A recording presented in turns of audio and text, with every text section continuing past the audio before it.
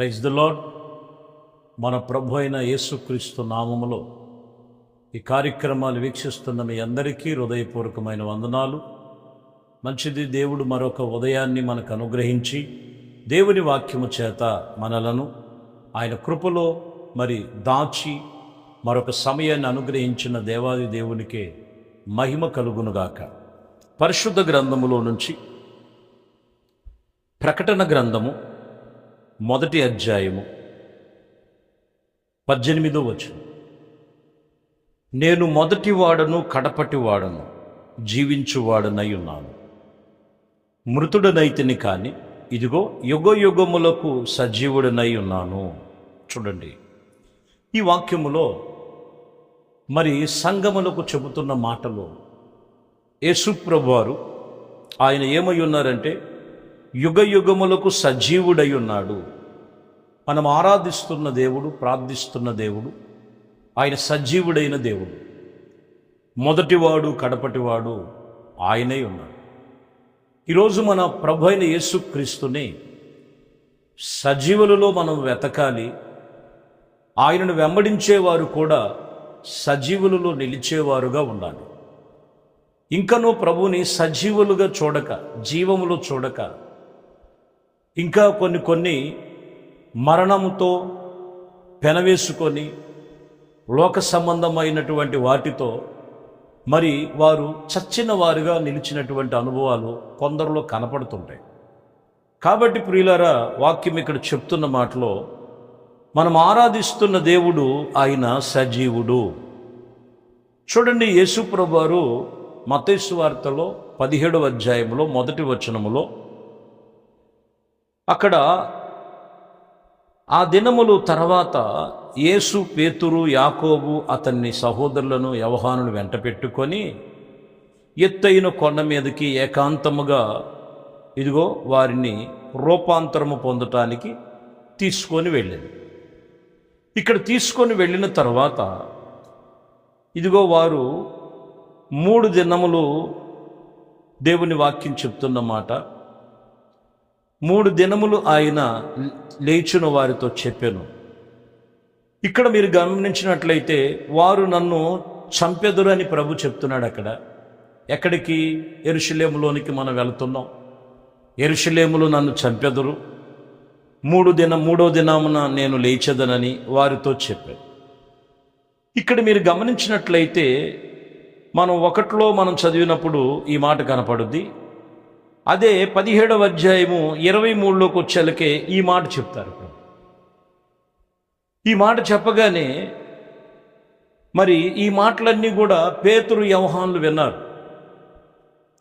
నన్ను మరణానికి అప్పగిస్తారు, తిరిగి 3వ దినాన్ని నేను లెగుస్తానని.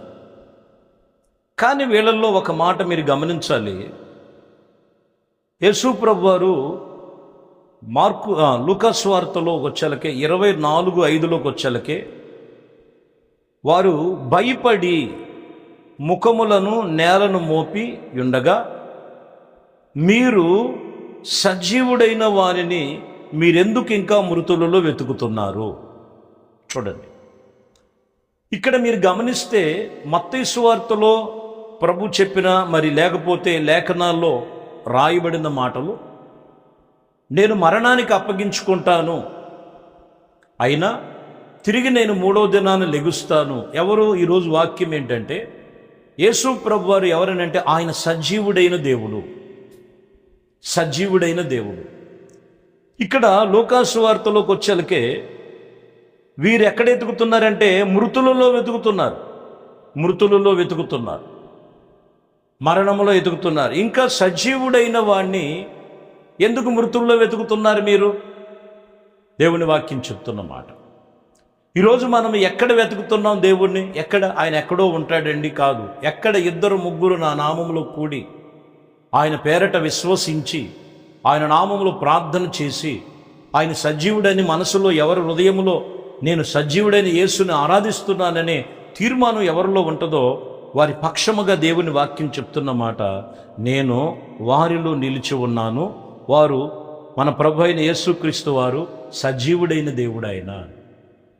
వీళ్ళు చూడండి, సమాధి దగ్గరికి వెళ్ళి ఇంకా మృతులలో వెతుకుతున్నారని చెప్తున్నారు. ఈరోజు ప్రభువుని ఆరాధించేటువంటి వారు మన దేవుడు లేడా, మన దేవుడు ఉంటే ఏమైపోయాడని కొన్నిసార్లు వాళ్ళకు వచ్చేటువంటి కొన్ని పరిస్థితులను చూసి యేసు ప్రభువాన్ని ఇంకా మరణంలో ఎతికేవారు కొందరు. చూడండి, ఆయన ఎక్కడ వెతకాలి, ఏ రీతిగా వెతకాలి. సొలొమోను రాసినటువంటి పరమగీతాలలో సొలొమోతుని గురించి రాస్తూ తన ప్రాణప్రియుని గురించి వెతకటానికి ఈమె ఎలా వెతుకుతుందో మనం చూడాలి. పరమగీతాలలో 3వ అధ్యాయం 1వ వచనంలో ఉంటుంది ఈ మాటలు. రాత్రి వేళ పరుండి ఉండి నేను నా ప్రాణప్రియుని వెతికి తిని అతడు నాకు కనబడలేదు. ఈమె పడుకొని పరుండి ఉండి వెతుకుతుంది. ఆయన ఎలా వెతకాలి? మనం ఈరోజు చాలామంది భక్తి చేస్తున్నారు. ప్రభువుని వెతికే విధానము ఏమై ఉన్నది? ఎక్కడ వెతుకుతున్నావు, ఎలా వెతకాలి? రాత్రులు వెలుగుతుంది, ఏమో పడుకొని పరుండి ఉండి. తర్వాత ఆమె లెగిసి పట్టణ వీధుల్లోనికి వెళ్ళింది, మరి రాజవీధుల్లోనికి వెళ్ళింది.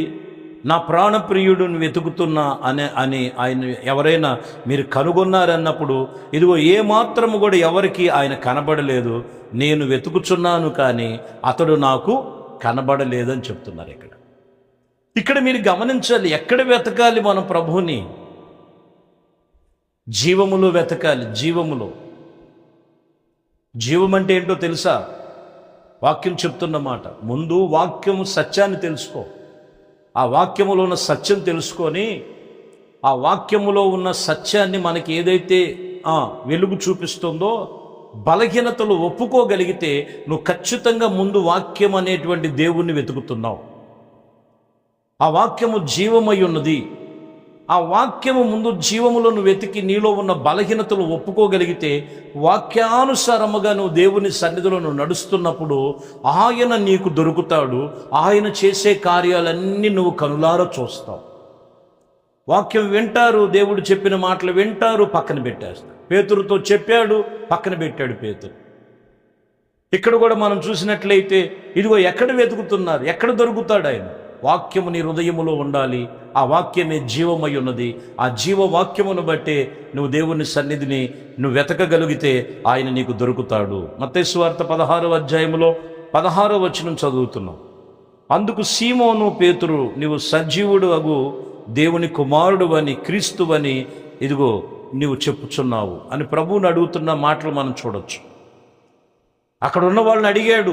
వాళ్ళంతా ఏమనుకుంటున్నారంటే కొందరు కొన్ని పేర్లు చెప్పాడు పేతురు మరి నువ్వేమనుకుంటున్నావు అంటే, నువ్వు సజీవుడు అయిన దేవుని కుమారుడు అని, క్రీస్తు అని చెప్పానని ఇక్కడ సీమోను పేతురు చెప్తున్నప్పుడు 17వ వచనం, అందుకు యేసు సీమోను ఇదిగో పేతురుతో చెప్తున్నటువంటి మాట, నీవు ధన్యుడవు, పరలోకమందు నా తండ్రి ఈ సంగతులు నీకు బయలుపరిస్తేనే కానీ ఏ నరులు నీకు ఇయ్యబడలేదు, బయలుపరచబడలేదని చెప్పు. అంటే ఈ మాటలు ఎవరు బయలుపరిచారంటే, పరలోకపు తండ్రే ఇదిగో నీకు బయలుపరిస్తేనే కానీ నువ్వు గుర్తించావు, నువ్వెవరవనని అని తెలుసుకోగలిగినటువంటి అనుభవం ఇది ఎవరికి కలిగి ఉన్నదంటే, ఏ మనుషుల వలన కలిగింది కాదు, ఇది పరలోకపు తండ్రి నీకు బయలుపరిచాడు. నువ్వు సజీవుడు అయిన దేవుడు కుమారుడివి, క్రీస్తువని పేతురు గారు చెప్తున్నారు. ఇక్కడ ఈరోజు మనం గమనించాలి, యేసు ప్రభు వారిని మనం ఏ విషయములో మనం వెతకాలి. అందుకని అక్కడ అంటాడు 16వ అధ్యాయం 18వ వచనంలో, మరియు నీవు పేతురువు, ఈ బండ మీద నా సంఘమును కట్టెదవు, పాతాళ ద్వారములు దాని ఎదుట నిలవలేవని నేను నీతో నిశ్చయముగా చెప్తు. సంఘము బాధ్యతలన్నీ యేసు ప్రభు వారు పేతురుకి అప్పగించినట్లుగా రాయబడు.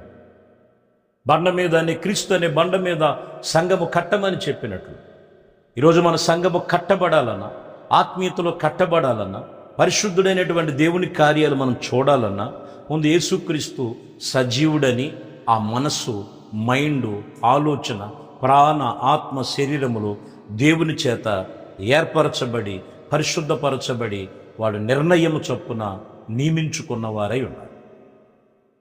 ఏదో వచ్చాం నామకార్థంగా భక్తి చేస్తాం, మాకేదో కలుగుద్దనే భక్తి కాదు. సజీవులలో ఎతకాలి. యేసు ప్రభు వారు జీవము కలిగిన వాడు. ఈరోజు వాక్యం అదే, ఆయన జీవము ఉన్నది. మొదటివాడు, కడపటివాడు, సజీవుడు యుగ యుగములకు సజీవుడై ఉన్నాడు ఆయన. ఆయన్ని సజీవంలో ఎతకాలి, సంఘములో ఆత్మీయతలో నువ్వు నిబంధన కలిగి. అందుకని అక్కడ అంటాడు, పరలోక రాజ్యము యొక్క తాళపు చెవులు నీకిచ్చేదను. ఇదిగో భూలోకమందు దేనిని బంధిస్తావో పరలోకమందు అదే బంధించబడుద్ది. భూలోకమందు నువ్వు దేనిని విప్పెదవో అదే పరలోకములో విప్పబడుతుందని వారితో చెప్పాను. ఈ వాక్యం చెప్పిన మాటలు చూడండి. పేతురుతో దేవుడు అధికారం ఇచ్చేస్తాడు. ఎందుకంటే పునరుద్ధానములో ఎతకాలి, జీవములో ఎతకాలి యేసుక్రీస్తు. సర్వాధికార్యాలు నీకేవన్నా భయపడుతున్నావు, ఆందోళన చెందుతున్నావు, అభ్యంతరపడుతున్నావు, కంగారు పడుతున్నావు, లోక సంబంధమైన విషయాలు చూసి ఇంకా నువ్వు వాక్య జ్ఞానం లేనటువంటి వారుగా తొందరపడిపోతున్నటువంటి పరిస్థితులు కనపడుతున్నాయి. కాబట్టి మన ప్రభు అయిన యేసుక్రీస్తు ఆయన సజీవుడు, యుగ యుగములకు సజీవుడైనటువంటి దేవుడు. ఈరోజు వాక్యం అదే. మనం దేవుని సన్నిధిలో మనము సజీవుడైన యేసుక్రీస్తుని మనం ఎరిగిన వారమై ఉండాలి. చూద్దాం ఒక్క మాట. 1 పేతురు పత్రికలో 1వ అధ్యాయములో 3వ అధ్యాయం 10వ వచనంలో చూస్తున్నాం. దేవుడు నాకు అనుగ్రహించిన కృప చొప్పున నేను నేర్పరినై శిల్పకారుని వలె పునాది వేసి తిని మరొకడు దాని మీద కట్టుకొనెను. ప్రతి దానిని ఎలాగ కట్టుకొనుచున్నాడో జాగ్రత్తగా చూసుకోవాలి. చూశారండి, ఇక్కడ మీరు గమనించినట్లయితే వాక్యం చెప్తున్న మాటలో యేసు ప్రభువు వారు ఇక్కడ మీరు గమనిస్తే ఆయన నేర్పరి అయి శిల్పకారుడై ఉన్నాడు. ప్రతి కట్టడములో కూడా ఇదిగో మనం ఎలా కట్టుకోవాలో మనం ప్రతి విషయములో జాగ్రత్త కలిగి ఉన్నాం. యేసుక్రీస్తు అనే పునాది మీద వాళ్ళ పనితనం ఎలా ఉంటుంది? వాళ్ళ పనితనం 3 విధాలు ఉన్నాయి. అక్కడ గడ్డి పనితనం ఉంది, కొయ్యకాలు పనితనం ఉంది, కర్రయుక పనితనం ఉంది. ఇవన్నీ కూడా అగ్ని పరీక్షించినప్పుడు ఎంతవరకు నిలబడతాయి? అలాగనే మూడో విధాలుగా చెప్తుంటారు. బంగారం ఉంది, వెండి ఉన్నది, వెలగలిగిన రాళ్ళు ఉన్నాయి. ఈ 3 యొక్క పనితనం వేరు, ఈ 3 యొక్క పనితనము వేరు. ఇవి నామకార్థముగా ఉండేటువంటివి, అగ్ని పరీక్షకు నిలిచేవి కాదు. ఏది అనేది మనం చూస్తే గడ్డి కానీ, కొయ్యకాలు కానీ, లేకపోతే కర్రయు కానీ. వెండి బంగారములు వెలగలిగిన రాళ్ళు అనే మాట మనం చూడొచ్చు. బంగారం అనేది విశ్వాసానికి సూచిస్తుంది. మనం వేసుకునే పునాది మొదటి విశ్వాసము బంగారంతో పోల్చి. వెండి అనేది మనకి నిరీక్షణకు చూపిస్తుంది. నిరీక్షణ కలిగి మనం జీవించాలి. వెళ్ళగలిగిన రాళ్ళు అనేది యేసుక్రీస్తు రక్తము చేత ఆయన మన కొరకు ఆ రక్తమును వెలపెట్టి మనల్ని కొన్నాడు. ఆ పునాది మీద మనం కట్టుకునే విషయంలో ప్రతి విషయము జాగ్రత్తగా మనము కట్టుకోవలసినటువంటి వారమై ఉన్నాం. అప్పుడు ఆయన మనము దేవుని సన్నిధిలో సజీవుడైనటువంటి యేసుక్రీస్తుని మనము ఆయనతో నిబంధన కలిగిన వారమై నడుచుకునే వారముగా ఉంటామని సత్యాన్ని మనం తెలుసు. కాబట్టి ప్రియమైన దేవుని బిడ్డలారా, వాక్యం ఇక్కడ చెప్తున్నటువంటి మాట, యేసుక్రీస్తునందు విశ్వాసము కలిగి ప్రతి ఒక్కరము కూడా చాలా జాగ్రత్తగా గమనించి, ఈరోజు యేసుక్రీస్తు మృతుడు కాదు. యేసుక్రీస్తు మరణానికి అప్పగించుకొని సమాధిలో లేడు. ఆయన ఎవరనంటే సజీవుడు, యుగ యుగములకు సజీవుడై ఉన్నాడు. ఆయన పునరుద్ధానుడై ఉన్నాడు. పునరుద్ధానుడైన యేసుని మనము మొదటిగా మృతులలో కాదు వెతకాలి. సజీవుడు, వాక్యం ఉంది, వాక్యము వెలుగై ఉన్నది. ఆ వాక్యము చేత నీ జీవితాన్ని సరిచేసుకుంటే ఆ పునరుద్ధానుడైన యేసు క్రీస్తుని నీవు తెలుసుకోగలుగుతావు, నువ్వు విశ్వసించగలుగుతావు, నువ్వు నిరీక్షణ కలిగి ఉంటావు.